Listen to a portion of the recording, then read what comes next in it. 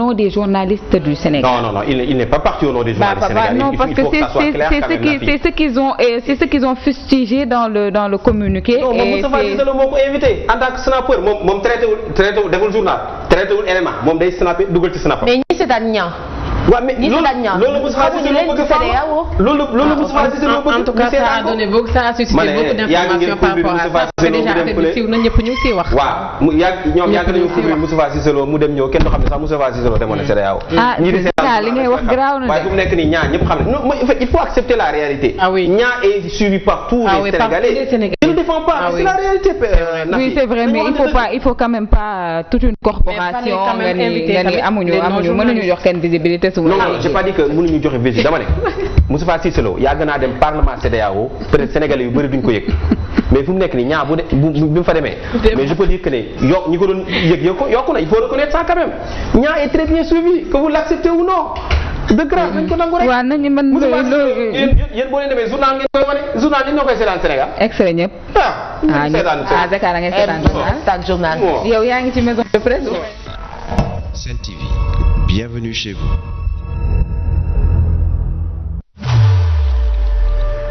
mbokk yi asalaamaaleykum seen émission seen jotaay tey nag ñu ngi koy seq ak jëwrin ji nga xam ne nag mooy représentant xalif général ak murit fii ci Ndakaaru. jumaa ji ay milliards def na fi effectivement ku la ko waxul sax boo fi duggee di nga xam ne xaalis bu bëree bëri dem na fi li fi dem daanaka mënuñu laa wax effectivement ñaata la ndax ba léegi ñoo ngi liggéey. mais li ci demagum nii à peu près nag. li ci demagum bëri na ëpp na 20 milliards. gis nga liggéey bi mu tàmbalee ba fii ñu egg. sëriñ bi rek moo ko liggéey ak taalibe yi. ba ñu tàmbalee njàlbeen ga président Ablaye Wade effectivement joxe woon na addiyaam jox ko sëriñ bi moom la ñu jëkk a tàmbalee ay taalibe ku ci nekk joxe man mii joxe na Madické Niang joxe na président Pape Diop joxe na Karim Wade joxe na lii mooy xaalis ba fa jëkk a ñëw nga xam ne 325 millions la woon te lii dugg ci biir jumaa ji sax dafa ànd ak ay lamp mooy lamp yu ñuul yi ngeen di gis yëpp état bi moo ko fi def loolu la ñuy wax ni président def na ci 7 milliards effectivement moo ko ci def Ablaye Wade kenn du ko invité ci la bokk Ablaye Wade du invité Ablaye Wade pàkk bi moo ko joxe ba pare doon murit doon taalibe Serigne Touba nekkoon fii teg xeer wu njëkk wi mi ngi ci réew mi kooku kañ du doon invité kooku kañ xanaa xëy na moom day invité. Dimanche sur Sen TV. Une bonne partie des populations de Dakar sont assises sur une bombe. Mais Dakar est une bombe, tout le monde le sait. Je n'ai aucune fierté à dire que j'habite à Dakar. Dakar, c'est une ville balafrée, hideuse.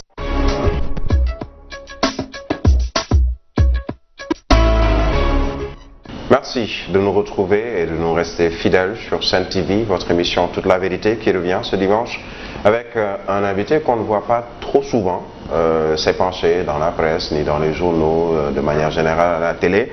Un député que l'on a retrouvé dans son bureau, pas à l'Assemblée nationale mais ailleurs, on taira le nom. Théodore Chérif Monteil. Honorable député, bonjour et merci de nous accueillir dans votre bureau pour ce numéro de Toute la vérité. Merci Birahim. Alors, dans votre bureau, je le disais tout de suite, pas à l'Assemblée nationale. Cela prouve que vous n'êtes pas seulement profession député, métier député, vous avez également votre propre profession, votre propre métier que vous exercez en dehors de l'Assemblée nationale. Est-ce que c'est compatible? Absolument. Vous savez, les règles de compatibilité entre le rôle de député, je ne dirais pas le métier de député parce que ce n'est pas un métier. Certains en ont fait un métier. Hein? Oui. Bon, sans les citer. Hein? Bon, sans les citer. Okay. Donc je disais, le rôle de député et la profession, c'est des choses complètement différentes. Donc il y a des professions qui ne sont pas compatibles avec le rôle de député pour éviter qu'il y ait des conflits d'intérêts, mais moi dans mon métier, ce qui est un métier d'industriel, il n'y a aucune incompatibilité et je pense qu'il est important de rappeler encore une fois que la politique n'est pas une profession, c'est un sacerdoce, c'est se mettre au service des citoyens, c'est se mettre au service de son pays et celui qui se met au service de son pays, c'est quelqu'un qui travaille au quotidien pour pouvoir aussi apporter une valeur ajoutée à ce pays. Alors, politicien, vous l'êtes, entre guillemets, je prendrai le sens positif du terme.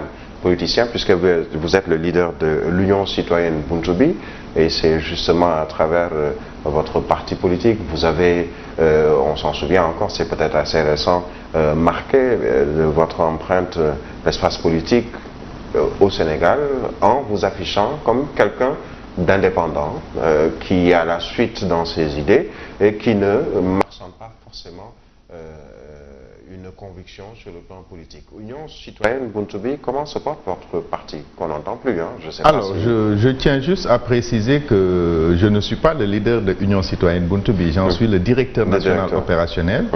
Le président de Union citoyenne Buntubi, c'est El Hadj Ibrahima Mbow, qui est membre du Conseil économique, social, environnemental. Union citoyenne Buntubi se porte très très bien. Comme à l'accoutumée, nous n'avons jamais été un parti qui s'épanche dans la presse. Notre travail, nous le faisons pour le Sénégal et au profit des citoyens sénégalais. C'est un travail de réflexion et de contribution. Et pour aujourd'hui, Union citoyenne Buntubi est en train de travailler sur un grand programme qui s'appelle Sénégal Entrepreneur, qui va mettre en avant la création de richesses et de valeurs pour ce pays. Parce qu'il y a beaucoup de choses qui font pour le développement du pays. Et nous tous, sans création de richesses, sans travail pour les jeunes, il n'y a aucun développement possible. Donc, nous sommes en train de travailler sur un grand programme qui va mettre l'accent sur l'entrepreneuriat, sur les vies intelligentes et sur l'environnement du citoyen sénégalais. Parce qu'aujourd'hui, de plus en plus, quand je dis environnement, ce n'est pas seulement là où on vit. L'environnement, c'est tout ce qui nous entoure. C'est l'éducation, c'est le travail, c'est la santé, c'est notre habitat. On voit de plus en plus que toutes ces choses se dégradent dans ce pays. Et si on continue à observer sans rien faire, on va aller droit dans le mur et le Sénégal ne mérite pas ça. Donc Union citoyenne Buntubi est en train de travailler sur une offre pour 2024 et en son heure, on en parlera. 2024, c'est bientôt. Est-ce que déjà vous vous positionnez dans l'Union citoyenne Buntubi pour la prochaine présidentielle? Je rappelle que vous êtes partenaire aujourd'hui du président Macky Sall et absolument, donc de Benno Bokk Yakaar. L'Union citoyenne Buntubi est membre de Benno Bokk Yakaar, partenaire du président Macky Sall, avec des liens très forts. Donc nous l'avons toujours dit, nous soutenons le président de la République sans condition. L'Union citoyenne n'est pas à la recherche de postes. Vous ne verrez pas un ministre Union citoyenne Buntubi. Vous ne verrez pas un directeur général Union citoyenne Buntubi. Ce ne sont pas les compétences qui manquent. Ce ne sont pas les compétences qui manquent. Nous avons de grands cadres. Mais comme on l'a toujours dit, nous ne sommes pas là pour négocier des choses. Nous sommes là pour apporter la contribution des citoyens pour le Sénégal. C'est pour ça que notre parti parle d'agir pour servir le Sénégal. Nous agissons pour servir le Sénégal. Nous sommes des apporteurs de solutions. Donc, 2024, le président Macky Sall ne sera plus candidat. Il a fait ses 2 mandats. 2024, Union citoyenne. C'est exclu donc un 3e mandat, même si ça se susurre. Absolument. En tout cas, vous n'êtes pas pour ce 3e mandat. Ce n'est pas possible. Ce n'est pas possible. On ne peut pas continuer à réécrire la constitution de ce pays. Et les Sénégalais ne l'accepteront pas. Tout le monde a vu lorsque Abdoulaye Wade l'a tenté. Il a été candidat, mais les urnes l'ont balayé. Les Sénégalais sont mûrs politiquement. Ça fait plus de 100 ans que les Sénégalais votent. Ils savent faire les bons choix quand c'est le moment. Donc ce ne sont pas des choses envisageables. Nous, en tout cas, nous ne parlerons pas de ces choses-là. Vous êtes partenaire, mais il n'empêche que vous avez votre... On travaille sur un nouveau programme, on a notre liberté. Je ne parlerai même pas d'autonomie, on a notre liberté. Nous apportons notre contribution, mais nous gardons notre liberté de penser. Parce que ce que nous le faisons pour le Sénégal et pas pour des personnes. Donc, nous avons une offre que nous sommes en train de préparer pour les Sénégalais. Ça ne veut pas dire que le candidat sortira des rangs de l'Union citoyenne. Nous avons une offre programmatique pour les Sénégalais que nous leur présenterons au moment voulu. Ça, c'est sur le plan national. Sur le plan local, quelqu'un comme Théodore Chérif Monteil, on le sait, qui a ses origines également à Kaolack. Vous avez même, en tout cas, je ne sais pas si c'est encore le cas, voulu ou vous voulez être maire de la ville de Kaolack. Est-ce que ça fait partie toujours des objectifs à court terme. Théodore Chérif Monteil, maire de la ville de Kaolack, c'est pas ce qui est important. Ce qui est important, c'est Théodore Chérif Monteil participer au développement de la localité, participer au développement de Kaolack, être dans une équipe dynamique qui travaille pour que Kaolack sorte de la situation dans laquelle elle est aujourd'hui. Le leadership ne se déclare pas. Je ne peux pas me lever aujourd'hui et dire je suis le leader, je suis le plus beau, je suis le plus fort, nommez-moi, élisez-moi maire. Non. Nous allons travailler avec une équipe de Kaolackois, de tous bords. De tous bords, c'est une invite qui est complètement ouverte. Ce que nous voulons, c'est que les Kaolackois de souche qui aiment Kaolack viennent et qu'ils travaillent ensemble pour le développement de cette ville. Nous observons Kaolack, nous allons lancer prochainement un forum, le forum de Kaolack, que nous avons appelé le député face aux citoyens. Donc les 4 députés qui sont à l'Assemblée nationale et qui sont originaires de Kaolack vont se mettre face aux citoyens le 29 septembre prochain pour leur poser la question. Qu'avons-nous fait depuis le début? Qu'attendez-vous de nous pour le reste de la législature? Et ça, c'est complètement innovant. Est-ce que ce n'est pas trop tard de poser cette question? Ah non, ce n'est pas trop tard. Sénégalais de manière générale, nous sommes à mi-mandat. Il y a quand même 165 députés, et quelquefois des Sénégalais se demandent, mais bon, qu'est-ce qu'ils font à l'Assemblée? Nous sommes à mi-mandat. Les députés travaillent. Les députés travaillent, ils travaillent beaucoup. Le travail du député au Sénégal est relativement ingrat parce que ça ne se voit pas. On ne voit le député qu'en plénière. Mais je vous assure que si vous venez à l'Assemblée nationale et que vous voyez les travaux qui se font en commission, vous saurez que les députés travaillent. Et au-delà des commissions, je prends mon exemple. Aujourd'hui, je représente l'Assemblée nationale au niveau du comité interparlementaire de l'UEMOA. Donc je suis appelé à me déplacer tous les 2 mois dans un des 8 pays de l'UEMOA pour assister à participer à une session. La prochaine se fera à Dakar, le 22 prochain. Je suis, à ce même titre, membre comment on appelle ça, du comité de protection des données, de la commission de protection des données personnelles. Je représente l'Assemblée nationale à la commission. Donc, en dehors de l'hémicycle, il y a beaucoup de choses qui se font. Maintenant, c'est un travail ingrat qui ne se voit pas. Et le député reçoit. Le député reçoit beaucoup. Moi, j'ai un bureau sur Grand Yoff où je reçois les militants et les populations, ils viennent, on discute tous les mercredis et tous les vendredis. Est-ce que le terme député du peuple, finalement, est-ce qu'on le retrouve ou on le sent dans le travail des députés? Puisque vous parlez par exemple de recevoir des militants, beaucoup de députés sont catalogués trop politiques, soit du pouvoir ou de l'opposition, mais les populations peut-être ne sentent pas que l'on se bat à l'hémicycle pour leur avenir, pour leur devenir. C'est vrai, ça peut paraître ça, mais dans la réalité des choses, les députés se battent beaucoup pour les citoyens.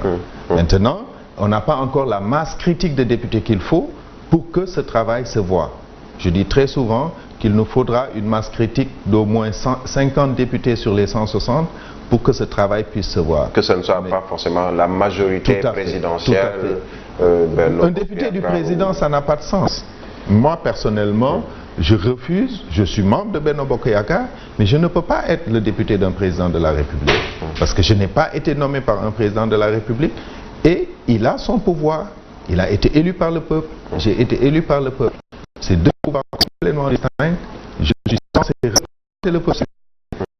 L'action mentale est différée pour le bon avenir du Sénégal. Donc, je dois être complètement indépendant au service des citoyens.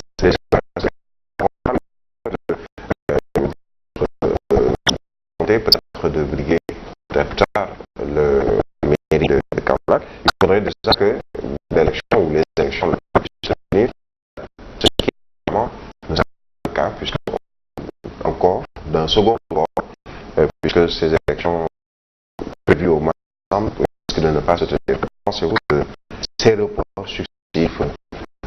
Écoutez, sur ça, il faut qu'on soit clair. Et ce qui se passe aujourd'hui, c'est qu'on a un État hors la loi par rapport à ça. Parce que les élections sont gérées par une loi, le code électoral. Et le code électoral dit très clairement que les élections ne peuvent pas être organisées au-delà du mois de décembre dans l'année de fin de mandat. C'est-à-dire ça veut dire qu'aujourd'hui, aucune personne n'a le droit de reporter la date de décembre. Et pourtant, c'est ce qui est en train d'être fait sans que personne ne réagisse. Sous le jour parce que ça a déjà fait de toute façon. Parce que tous les jalons ont été sautés. Parce qu'il y a plusieurs jalons pour aller à une élection. Une élection, ce n'est pas un jour, c'est un processus. Donc il y a le dépôt des listes, il y a déjà le parrainage, etc. Et tout ça, nous sommes dans les périodes. Le ministère de l'Intérieur aurait dû appeler les candidats à aller faire leur parrainage, à déposer leur caution, etc., etc. Tout ça, ça n'a pas été fait. On est hors la loi. Donc vous rejoignez un peu le Parti démocratique sénégalais qui dit qu'on doit tenir ces élections à date. Je ne rejoins pas le Parti démocratique sénégalais. C'est ma conviction profonde les deux idées un décret ne peut pas reporter les élections locales et la décision d'un ministre non plus. C'est une loi. Même s'il y a consensus entre acteurs autour du dialogue politique. On ne peut pas faire un consensus au-dessus de la loi. Faire un consensus au-dessus de la loi, c'est être nous tous hors la loi.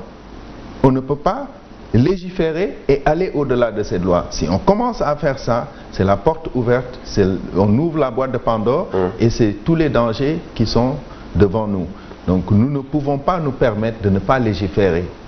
On peut reporter les élections. Je ne dis pas qu'on ne doit pas les reporter ou qu'on ne peut pas les reporter. On peut le faire, mais légiférons. Légiférons. Que ça ne se passe pas autour d'une table de négociation. Ce n'est pas possible, c'est un complot.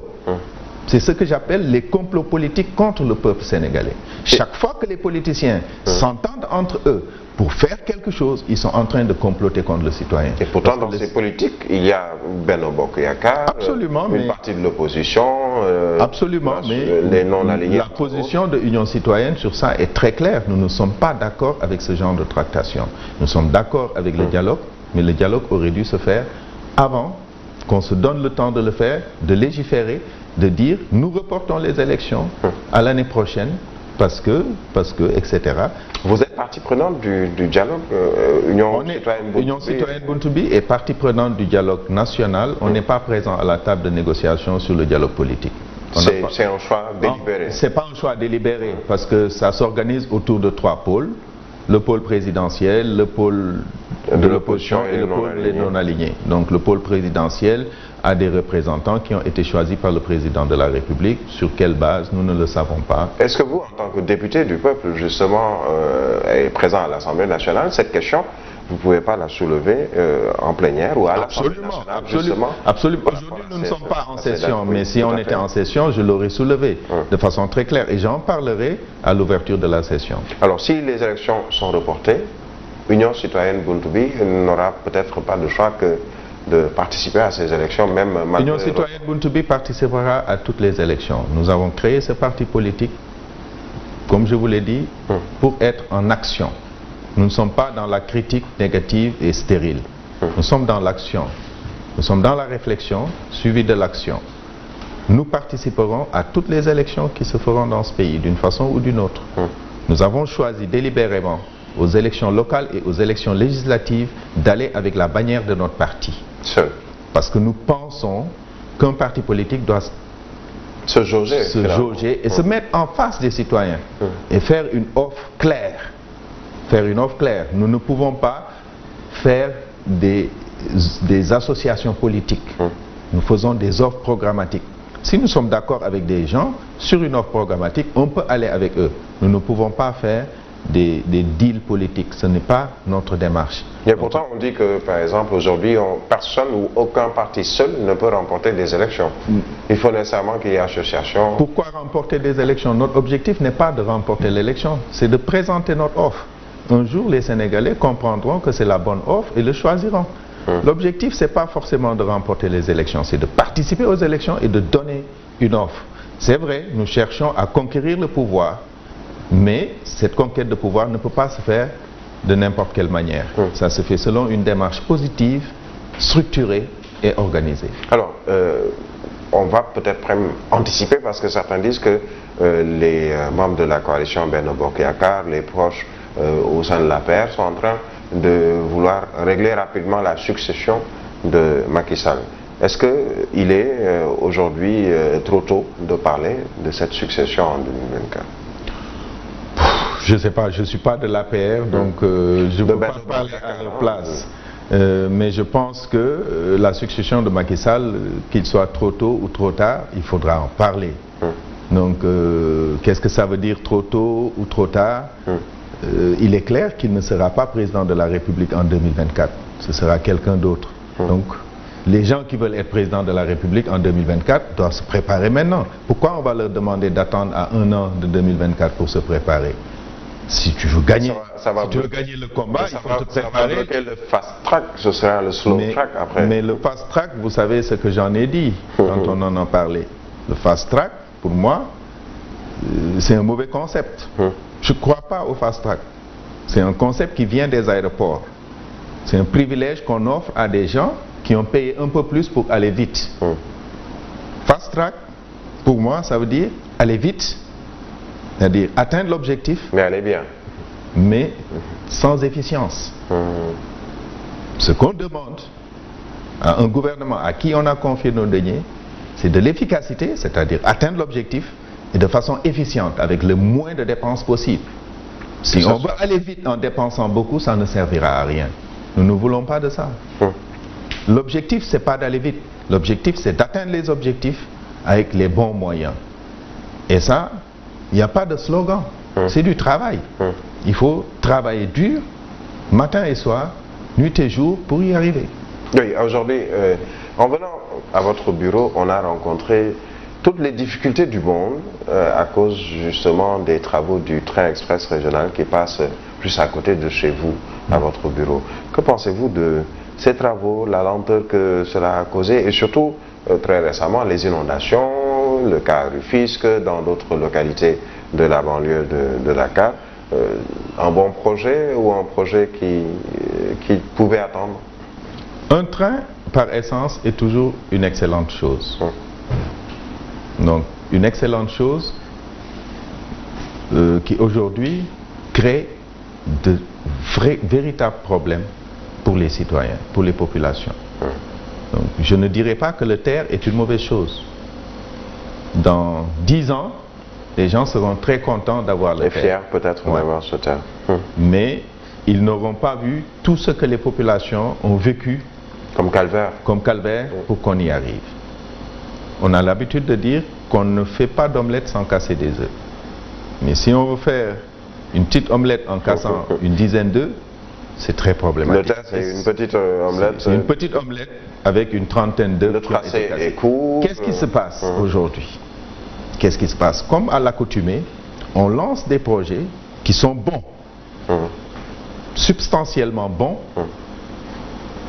On étudie, on fait de très bonnes études, mais l'exécution est mal faite. Parce que quand on a un ouvrage qui coupe une ville en deux, on ne peut pas lancer l'ouvrage d'abord et faire les passages ensuite.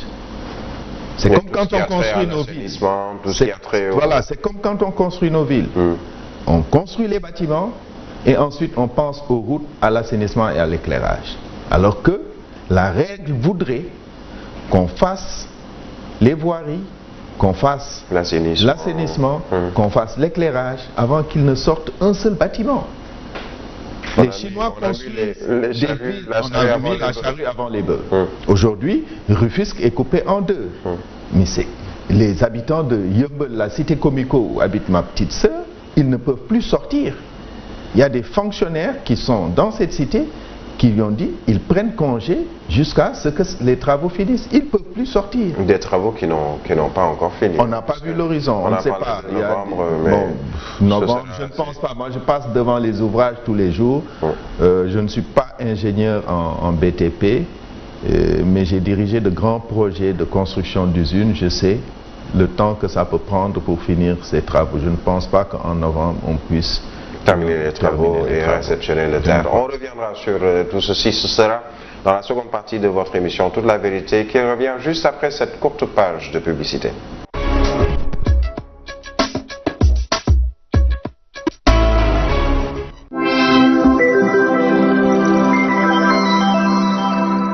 Merci et profitez bien de votre nouveau véhicule. Lui, c'est Abdul. C'est sa 3e voiture vendue aujourd'hui. Alors, qu'est-ce que vous en dites? Désolé, ça sera pour la prochaine fois. Lui, c'est Lamine. Il n'a toujours pas vendu la moindre voiture. Feu, full LED, vitesse maxi, 150 km/h, consommation 5 litres au 100, moteur essence, 4 cylindres, puissance 9 chevaux, airbag. Mais comment fais-tu pour vendre autant de voitures? Inscris-toi à Perform. Perform, premier business school en Afrique de l'Ouest spécialisé dans les métiers de l'automobile. Cadre commercial, technico-commercial, vente camion, poids lourd, engin TP, Perform, en collaboration avec les constructeurs automobiles et concessionnaires du Sénégal, vous offre des formations en licence, master, BTS, DTS. Perform est ouvert aux bacheliers et non-bacheliers. Veuillez nous contacter au 33 867 26 06. Perform, l'école de l'automobile.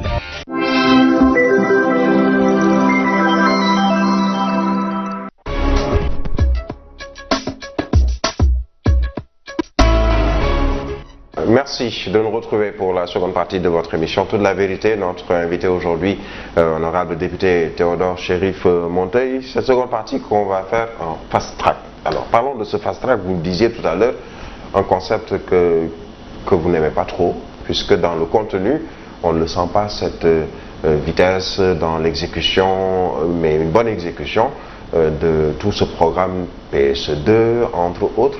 On ne le sent pas alors que les années vont très vite et c'est pour le dernier mandat du président Macky Sall. Vous savez, Birahim, moi je suis un spécialiste du supply chain management. Donc c'est ce que j'enseigne dans les grandes écoles. Le supply chain management, c'est la forme d'organisation de l'entreprise qui lui permet de battre ses concurrents en apportant une réponse rapide à la question du consommateur. Donc, quand on parle de fast track, pour moi, je dis le slogan est mal choisi. C'est vrai, on est dans un monde où il faut aller vite. Il faut aller vite. Donc il y a plusieurs caractéristiques pour pouvoir aller vite. Parce qu'il ne s'agit pas d'être juste rapide. Donc les gens demandent les choses, ils sont versatiles, ils changent de goût tout le temps. Donc en plus de la rapidité, il faut de l'adaptabilité. Il faut pouvoir s'adapter à la demande, à ce que les gens veulent. Il faut être flexible, c'est-à-dire il faut pouvoir changer aujourd'hui et revenir à la situation ante demain. Donc la rapidité sans l'adaptabilité et la flexibilité, ça ne vaut rien. Et vous ne le sentez pas je ne vois pas, comment il peut y avoir de flexibilité et d'adaptabilité dans un gouvernement de plus de 40 personnes. Mais est-ce que ce n'est pas vous savez, quand le ministre de l'Urbanisme fait un travail que je salue au passage, un excellent travail, et qu'à côté, un aspect de son travail dépend d'un autre ministère alors qu'ils n'ont pas une vue globale. Vous savez, il n'y a aucune transversalité dans ce groupe. Chacun est cloisonné dans son département, fait un travail qui va être en contradiction avec le travail de l'autre et on n'arrivera à rien. N'est-ce pas l'absence d'un Premier ministre qui aujourd'hui est à l'origine de tout ceci? Mais je l'ai dénoncé au-delà. Vous savez, le Premier ministre est un coordinateur. Dans une organisation efficiente, il faut qu'il y ait une bonne coordination. Vous savez la coordination doit se faire avec un Premier ministre ou un secrétaire d'État, entre autres. N'importe qui. Il faut qu'il y ait un coordinateur. Vous savez pourquoi il faut qu'il y ait un coordinateur? Parce que quand, dans un environnement, il circule des choses, ce que les supply chain managers appellent les flux. Il y a des flux d'informations. Aujourd'hui, nous sommes dans un monde où l'information circule à très grande vitesse, à une quantité. Au moment où les gens parlent de big data, nous, on est là encore à tergiverser. Il y a de la matière qui circule, il y a de l'argent qui circule. Donc, toutes ces choses-là qui circulent, il faut savoir les articuler, les coordonner. Donc, quand on enlève le coordinateur et que les gens sont obligés de gérer l'information de façon parcellaire, à chaque fois que je reçois une information, pour que vous, mon collègue, vous la receviez, il faut que moi, je vous la transmette. Et vous savez que, vous êtes journaliste, vous savez que la transmission de l'information ne peut pas se faire sans distorsion. C'est ce que les logisticiens appellent l'effet bullwhip, l'effet fouet. Vous prenez une information à la source, vous le transférez à une personne avec une petite déformation et au fur et à mesure que l'information est transmise, elle va tronquée même. Voilà, et à la fin, on n'aura rien du tout. C'est ce qui se passe. Parce que ce n'est pas ce qui est à l'origine, très récemment, il y a une semaine, de ce séminaire gouvernemental convoqué par le président Macky Sall, parce qu'il avait besoin peut-être de réassurer cette coordination, puisque justement il n'y a pas ce Premier ministre, lui-même il est absent. Au niveau où il est, il ne peut pas faire ce travail de coordination. Le président de la République n'a pas pour rôle de coordonner une action gouvernementale. Quelle était donc la nécessité d'enlever le poste de Premier ministre? J'en sais rien du tout, j'en sais rien du tout. Moi, j'ai pas compris cette affaire. Vous comprenez pas? Je vous dis qu'au-delà de l'aspect coordination, le Premier ministre était la courroie de transmission entre l'exécutif et le législatif. Il était également... Aujourd'hui, quand vous regardez les textes du Sénégal... fusible aussi. Oui, fusible. Fusible, mais ça c'est politique. Mais quand on revient à l'orthodoxie des choses, s'il n'y a pas de Premier ministre, aujourd'hui, dans l'architecture de l'État sénégalais, il n'y a pas de discussion possible entre l'Assemblée nationale et le pouvoir exécutif. Parce que le ministre qui vient à l'Assemblée nationale, parce qu'on a posé une question orale, il n'est pas responsable devant l'Assemblée nationale. Il est responsable devant le président de la République. C'est ce que dit la loi aujourd'hui. Donc il va venir parler et l'Assemblée nationale n'aura aucun pouvoir sur lui. Quel contrôle finalement allez-vous exercer sur le... le contrôle des politiques publiques. Et sans moyens. Sans moyens. Encore. Voilà. Je pense que c'est une réforme peut-être qui allège le système de communication entre membres du gouvernement. On a dit que ça allège beaucoup un certain nombre de choses, parce que quand les documents allaient à la primature, ils revenaient au secrétariat général, etc. C'était 15 jours de va-et-vient. Mais je pense qu'on aurait pu alléger sans enlever le poste de coordination. Maintenant, je ne dis pas que ça doit être forcément fait par un Premier ministre. Ça peut être fait par le secrétaire général du gouvernement ou le secrétaire général de la présidence, je ne sais pas. Mais en tout cas, il faut un véritable coordonnateur, parce que le travail du président de la République ne lui permet pas d'aller dans le détail des choses pour tout contrôler. Un président de la République qui a dû convoquer un conseil des ministres d'urgence, et pourtant même son séjour en Afrique, notamment en RDC, aujourd'hui, cela prouve qu'il y a quand même un problème au Sénégal. Est-ce que vous sentez ce problème du vécu quotidien des Sénégalais sur le plan économique, sur le plan politique, sur le plan social? Absolument. Vous savez, je vais à Kaolack tous les week-ends. Votre ville? Ma ville. J'y vais tous les week-ends, tous les samedis, tous les dimanches, je les passe à Kaolack si je suis au Sénégal, bien sûr. Et le vécu des populations, je le sens. Je le sens énormément. Parce que j'ai d'ailleurs lancé une petite campagne pour aider quelques familles démunies, mais quand tu vois le nombre de demandes, ça fait peur. Ça fait peur. Dans un petit quartier, si tu as plus de 400 familles qui sont dans le besoin, ça veut dire qu'on est dans le délitement total du point de vue social. Les gens, vous allez à Kaolack, personne ne travaille. Il n'y a pas d'industrie, il n'y a pas d'entreprise, il n'y a rien. Il n'y a que le marché de Kaolack. Les gens ne travaillent pas. À part le marché et les Jakarta, il n'y a rien. Et ça, c'est très compliqué. Maintenant, convoquer un conseil de ministres en urgence pour tenter de solutionner des problèmes des Sénégalais, surtout en parle. Je m'attendais à... J'ai lu le communiqué du conseil. Je m'attendais... Voilà, j'ai rien vu. J'ai rien vu. Vous êtes désabusé après avoir lu le voilà, j'ai pas vu de véritable décision. Alors qu'il y a l'inondation ou les inondations sont partout. Moi, Kaolack, j'ai tenté, j'ai essayé dimanche dernier. Je suis arrivé, les mosquées étaient inondées, les maisons étaient inondées. Les gens sont venus chez moi pour me demander de les aider. J'ai dit, mais je n'ai aucune solution. On n'a pas vu les autorités durant cette période. Ils y vont en politiciens sans apporter de solution pour observer. Moi, j'ai essayé de comprendre. J'ai pas de solution. J'ai été obligé de louer des hydrocureurs. des hydrocureurs payés à 25 000 francs le voyage pour faire des allers-retours, pomper les maisons et partir. Et en fin de journée, il a encore plus. Était-ce votre rôle? Ce n'est pas mon rôle. Oui, mais je ne pouvais pas rester insensible à la détresse des populations. Où sont les autorités finalement? En fait, on se dit où est la planification et la prévision. Parce que quand on laisse les gens s'installer dans des zones où on sait pertinemment qu'ils vont, dans des jours qui viennent, dans 1 an, dans 2 ans, avoir des problèmes, c'est terrifiant. Quand on nous dit que la faculté de médecine de Dakar a été construite à cause du connecteur sur le connecteur Alpha, mais ça fait peur. On se demande, quand on fait, est-ce qu'on pense ou on fait juste pour faire? Qu'est-ce qui motive? Ça fait énormément peur. Moi, quand j'ai vu ça, j'ai dit, bon, c'est vrai que c'est un très vieux problème, mais moi, je ne savais pas que la faculté de médecine était dessus. Je savais qu'une partie des HLM4, les HLM4 et tout. Et le plus grave, ce n'est pas juste l'effondrement des maisons. Le plus grave, c'est que ce collecteur... C'est une bombe écologique. Ça dégage du méthane. Le gaz méthane, et en plus de son explosivité, c'est un gaz hautement nocif. Et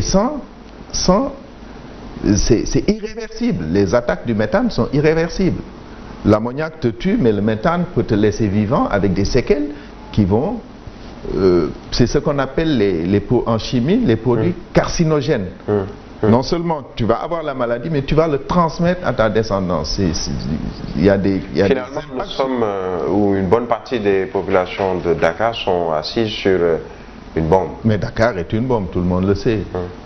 Je disais à l'ancien ministre de l'Urbanisme, et comment on l'appelait, du renouveau du cadre de vie, que je n'ai aucune fierté à dire que j'habite à Dakar. Dakar, c'est une ville balafrée, hideuse. Qu'est-ce qu'il faut faire finalement, vous, députés, le gouvernement, l'État du Sénégal? Il faut construire des villes intelligentes. Mais c'est le cas, aujourd'hui, on a... Diamniadio n'est pas une ville intelligente. Ce n'est même pas un bon choix. La ville de Diamniadio. La ville de Diamniadio. Tous les efforts faits, les ministères qui sont aujourd'hui à... Allez à Diamniadio, vous ne verrez aucun assainissement à Diamniadio. Moi, je suis en train de construire je suis en train de construire une usine un investissement à hauteur de 15 milliards sur Diamniadio. Vous savez, pour faire les semelles, il a fallu creuser 3 mètres sur 3 mètres de profondeur, sortir la terre, renouveler la terre et faire des semelles de 3 mètres sur 3. 3 mètres sur 3, c'est une chambre. Imaginez-vous, 9 mètres carrés, c'est une pièce où on peut vivre. Bien sûr. On pose l'usine sur des semelles de... Imaginez-vous le coût de construction sur Diamniadio. Si on construit, juste pour les fondations, si on construit des immeubles d'habitation à Diamniadio, qui va les acheter? Quel Sénégalais va les acheter? C'était donc une mauvaise idée, finalement. Les nouvelles villes, ou en tout cas c'est une très bonne idée. Mais c'est mal compris. Mais Diamniadio est un très mauvais choix. Diamniadio est un très mauvais choix. Vous savez pourquoi? Parce que le sol est mauvais. Vous allez voir, dans très peu de temps, les immeubles, vous aurez des affaissements. Le sol est mauvais. Et Diamniadio est une bouche d'entonnoir pour Dakar. Dans peu de temps, personne ne pourra plus jamais sortir de Dakar parce que Diamniadio va enfermer Dakar. Surtout qu'on a tous les ministères. La bonne ville, le bon emplacement, le bon emplacement, il ne faut pas être intelligent pour le trouver.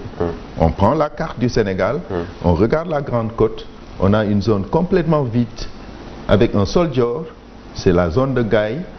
On construit une nouvelle ville intelligente là-bas et on montre aux Sénégalais que Maître Ablaïwa devait parler d'une nouvelle Absolument, c'était le bon endroit. S'il faut rendre à César ce qui appartient à César, je dirais qu'il avait fait le bon choix. Il avait fait le bon choix. Alors, Macky Sall, apparemment, tous ses choix, en tout cas une bonne partie de ses choix ne sont pas bons.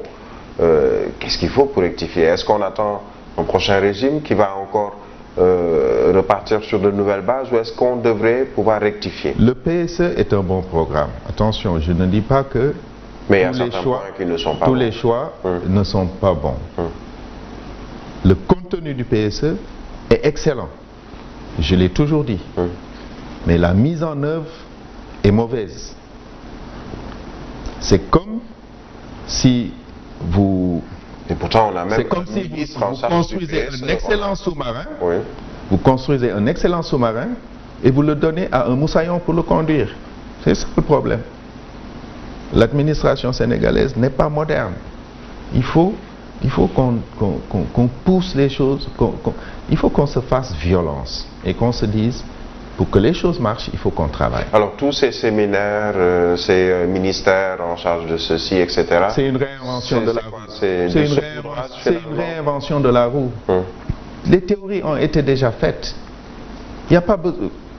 Il y a quelque temps, je disais à des gens, au vu du nombre de véhicules Toyota qu'on conduit dans ce pays, si on demande à Toyota de mettre une usine de montage à Dakar ou au Sénégal quelque part, ils le font. Quand je l'ai dit, les gens riaient. Ils disaient, mais le gars là, il raconte n'importe quoi. La Côte d'Ivoire est en train d'installer... Le Nigeria a le Nigeria là depuis longtemps, l'Afrique du Sud. Mais il suffit de leur dire que dans 10 ans, nous n'achèterons plus vos véhicules. Nous allons acheter ailleurs. Dans 10 ans, on va continuer à acheter. On va même dédouaner, on va même enlever les droits de douane, on va faciliter les choses pour que vous vendiez plus. Mais dans 10 ans, nous voulons l'usine de montage. Et ils le feront. Non seulement ça va créer du travail, ça va réduire le coût des véhicules et ce sera un transfert de technologie. C'est exactement ce qui va se passer avec le contenu local sur le pétrole. On va regarder jusqu'à ce que des entreprises étrangères viennent s'installer, deviennent entreprises sénégalaises pour s'approprier le contenu local. Alors que c'est là-bas qu'on peut gagner de l'argent. Ce n'est pas dans le pétrole en tant que tel que les gens gagnent de l'argent. C'est dans les métiers qui sont autour du pétrole. Vous abordez cette question du pétrole, du gaz, du fer. Beaucoup de bruit, toujours dans la gestion de ces ressources minières naturelles du Sénégal. Que pensez-vous de ce débat autour de ces ressources, pétrole, gaz, le fer tout récemment? Le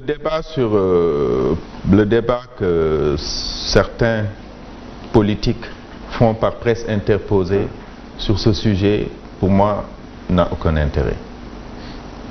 On est en train, de part et d'autre, de tromper le peuple. Les uns disent qu'on cache des choses, les autres disent que tout est public. La réalité des choses, c'est que le code pétrolier est accessible à qui peut le lire et tous les contrats signés par l'État du Sénégal sont accessibles à qui peut les lire. Le problème, c'est qu'il n'y a pas beaucoup de gens qui pourront les lire. Le document est disponible. C'est là que les experts peuvent intervenir pour expliquer, pour débroussailler. Pendant plus que ça ne soit pas un débat politique politicien. Non, ça ne peut pas être un débat politique. Pendant 1 an, j'ai lu les contrats pétroliers avant de venir à l'Assemblée nationale. Parce que je voulais comprendre au moment d'y arriver. Tout a été fait de façon transparente selon le code pétrolier du Sénégal de 1998. Concernant le pétrole. Certains disent que c'est parce que c'est le code qui n'est pas bon. Le code n'était pas bon. Il y a eu un nouveau code qui a modifié les choses. Et je pense que ce nouveau code a pris en compte beaucoup de préoccupations. En tout cas, au moment de le voter, je l'ai bien lu et je pense que je ne me suis pas trompé. Maintenant, les contrats miniers restent encore assez problématiques. Parce que là, on n'a pas eu les réformes qu'il fallait pour y arriver. Mais globalement, ce qu'il faut se dire, c'est que, est-ce que le Sénégal a les moyens de sa politique? C'est là qu'il faut faire de la réelle politique. Il ne faut pas se voiler la face. Vous savez, les grandes compagnies pétrolières, ils considèrent que le sous-sol mondial leur appartient. C'est ça dans leur tête. C'est leur conception. C'est leur conception. Maintenant, on a le choix. Il leur dit non, ça ne vous appartient pas. Ils vont venir nous dégommer tous et s'installer. Ou bien, on joue le jeu. Parce qu'on n'a pas la possibilité de gérer justement ces ressources finalement. On ne peut pas. On est obligé de faire appel. On est obligé de faire appel avec eux. Le seul pays au monde qui a décidé de ne jamais travailler avec eux, c'est le Vietnam, qui a dit qu'ils n'exploiteront leur pétrole que quand ils auront les moyens de le faire. C'est ce que disait M. Abdoulaye Wade à l'époque, tant que je serai président, on n'exploitera pas le pétrole au Sénégal.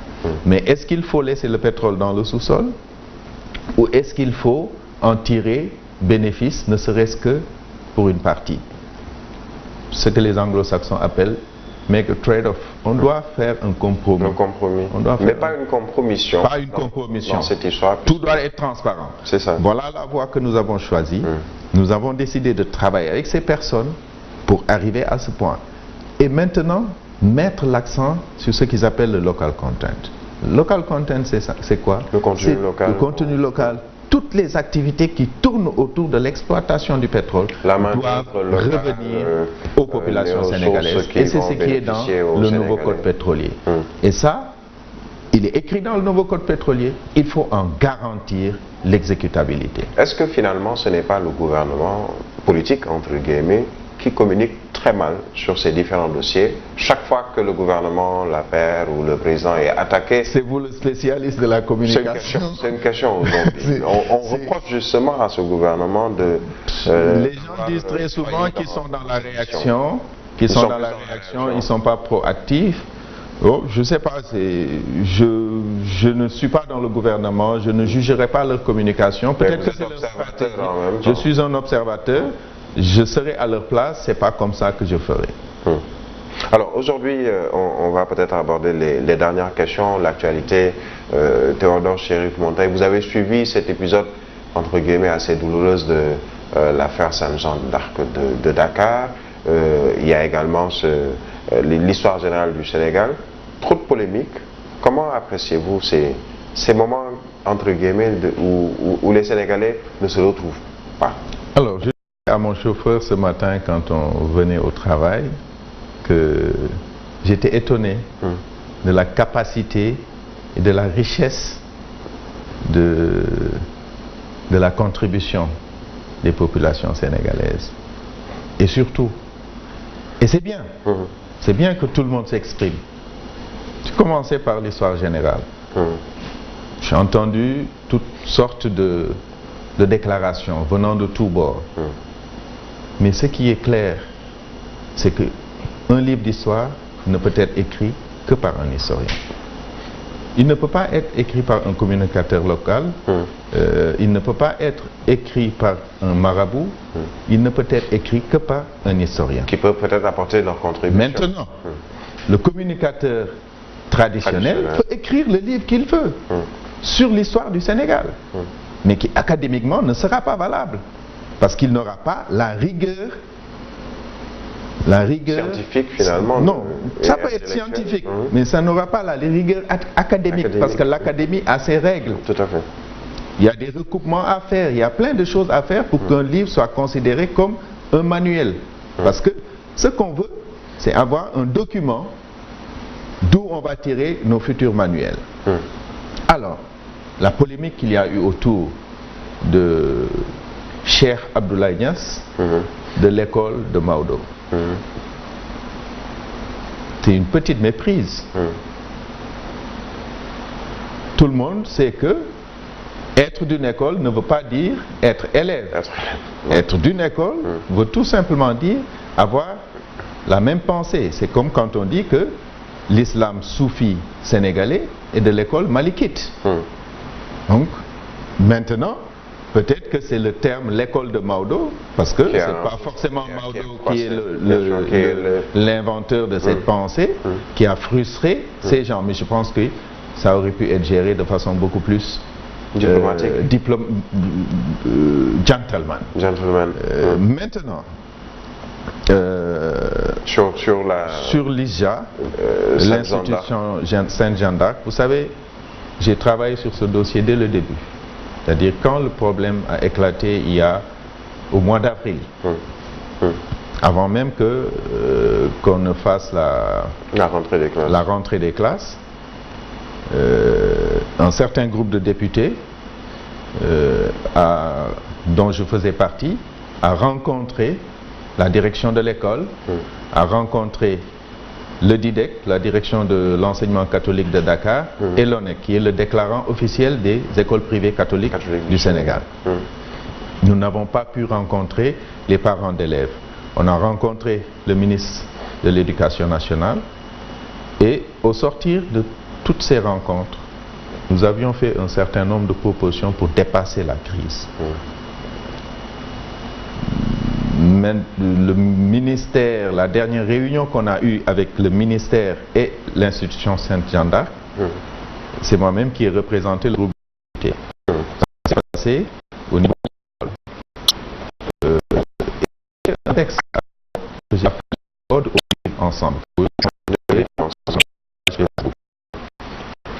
Est indicible. Quel que soit par ailleurs les gens feront, quelles que soient les colères, quelles que soient les initiatives, lorsque nous resterons seuls, nous sommes musulmans à du respect pour le chrétien et que le chrétien reste pour le musulman. Il faut dépassionner. Moi, je leur ai dit dans mon texte, ma mère était musulmane, mon père était catholique. Ma mère est née d'une musulmane et d'un catholique. Mon père est né d'une musulmane et d'un catholique. J'ai des frères et sœurs culturel, musulmans. Ethnique, voilà. Religieux, c'est le Sénégal, c'est ce qui fait le Sénégal. C'est ça le Sénégal. C'est malheureux que dans les réseaux sociaux, que les gens s'invectivent et qu'ils aillent même jusqu'à s'insulter. Je dis, faisons la technique de l'hélicoptère. Mettons-nous au-dessus de la mêlée. À un certain moment, il faut savoir se détacher pour pouvoir prendre les bonnes décisions. Et les bonnes décisions ne se prennent pas dans le bruit. Les bonnes décisions ne se prennent pas dans la colère. Les bonnes décisions ne se prennent pas dans la précipitation. Il s'agit d'un phénomène social. Il ne s'agit pas d'un truc scientifique où on dit 1 + 1 = 2. Non. Aujourd'hui, on a trouvé une solution. Mais malgré le fait qu'on ait trouvé cette solution, les gens parlent du traumatisme qu'ont subi les enfants. Tout à fait. Vous voyez. Et ils en parlent publiquement, au lendemain même du solutionnement. Ça veut dire que ces gens-là ne sont pas prêts à ce qu'il y ait une solution. Donc faisons attention. Le Sénégal nous appartient tous. Il faudrait pas le Nous l'avons hérité de nos parents et de nos grands-parents. Nous n'avons aucun droit de le léguer à nos enfants dans le délitement. Et c'est pas très loin de nous. La Côte d'Ivoire, déchirement. Le Rwanda, déchirement. La Centrafrique, déchirement. C'est soit, voilà, c'est soit les ethnies, soit comment on appelle ça, soit la religion. Dieu a fait, c'est pas nous, Dieu a fait que le Sénégal soit à l'abri de ces choses jusqu'à présent. Ne tentons pas le diable. C'est par ces mots que nous allons mettre un terme à cette émission Toute la vérité. Merci Théodore Chérif Monteil, ce fut un plaisir de nous avoir dans ce plateau et sur ce numéro. Je vous remercie, peut-être votre dernier mot. Je vous remercie Brahim et je continue à féliciter la presse sénégalaise qui, malgré les difficultés, continue à faire du bon travail. Aujourd'hui, vous n'êtes pas dans un environnement très propice avec tous les fake news, tout ce qui est réseaux sociaux. Restez professionnels et continuez à transmettre la bonne information aux Sénégalais. Merci à vous, Théodore Chérif Monteil, honorable député de l'Union citoyenne Buntubi et député à l'Assemblée nationale. Merci également à vous autres téléspectateurs. Toute la vérité revient dimanche prochain. Excellente journée.